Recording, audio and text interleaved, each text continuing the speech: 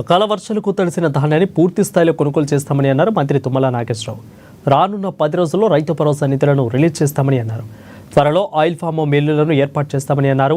నల్గొండ జిల్లా చిట్యాల వ్యవసాయ మార్కెట్లో తుమ్మల నాగేశ్వరరావు పర్యటించారు.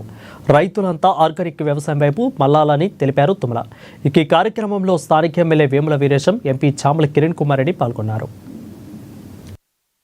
అధికారంలో ఉన్నటువంటి ప్రతి ఒక్కరికి సలహా ఇచ్చి ముందున్నటువంటి మిత్రులు సుజేంద్ర రెడ్డి గారు అతి కొద్ది కాలంలోనే కేవలం సంవత్సర కాలంలోనే పార్లమెంట్ సభ్యుడిగా సమర్థవంతంగా ఆయన చెప్పదలుచుకుంది పార్లమెంట్లో కానీ అదేవిధంగా ప్రభుత్వానికి కానీ చెప్పి ఆయన నియోజకవర్గంతో పాటు తెలంగాణ రాష్ట్రానికి కావాల్సినటువంటి కార్యక్రమాలు సాధించుకునేటటువంటి యుక్తిపరులు యువకులు పార్లమెంట్ సభ్యులు కిరణ్ కుమార్ రెడ్డి గారు, ప్రియమైన శంకర్ నాయక్ గారు పార్టీకి సుభిక్షమైనటువంటి పరిపాలన ఇవ్వాలి, సంపన్నమైనటువంటి రాష్ట్రంగా తీర్చిదిద్దాలని ముఖ్యమంత్రి గారి కోరిక అనుగుణంగా మేము ముందుకు పోతున్నాం.